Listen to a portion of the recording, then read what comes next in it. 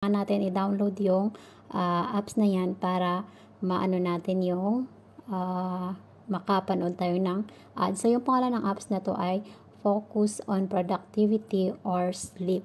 So, ayan guys, din-download ko na siya. So, ayan. So, pagkatapos natin tong ma-download, makakapanood na tayo ng mga ads at makaka-earn tayo ng dollars. Kaso nga lang, syempre, dahil nga syempre, watch ads ka lang. So, points lang dito yung hindi siya gaano kalaki. Cent lang siya. So, ngayong araw lang nga ako nagnood neto. Nagkaroon ako ng 13 pesos. So, ano lang guys, kailangan lang dito is tiyaga para may nilaga. So, ayan. So, kailangan lang talaga sipag at tiyaga para makita. So, ayan na guys, no? Ayan, na-download ko na siya. So, ayan. Ganito yung kanyang magiging itsura. So, mag-sign up lang tayo ng ating ginagamit na email address or yung ating Gmail. So, yung gagamitin ko yung Irene Riboca. So, ayan guys. So, nag-sign up na siya. So, ito yung kalalabasan, welcome. So, ayan, nakalagay na yung pangalan mo dyan. Tapos, nakalagay, choose your country. Choose mo lang kung saang country ka. So, nandito ako sa Hong Kong, kaya pinress ko yung Hong Kong. So, ayan, then continue.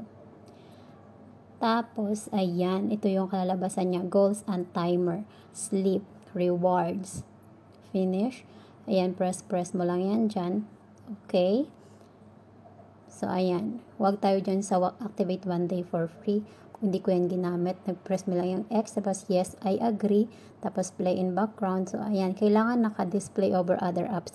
Yung, yan dyan. Yan, naka-on yan. So, ayan na siya. So, dito, ayan, may nakalagay new goal. Press mo yung new goal. Ayan.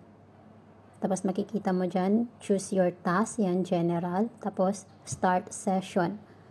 So, ayan guys, pag na-start mo yung session, may makikita ka dyan, start session. Yan yung makikitain mo sa papanood ng ads. So, ayan, meron ng ads. So, ayan guys, tatapusin mo lang yung ads. Kung nakikita mo yung green sa baba, pag natapos yung green sa baba, ano niya yan time limit niya yan. Pag na-reach niya yung sa dulo, magkakaroon na yan dyan sa taas na X. So, ipipress mo yung X para ma-cancel out na siya.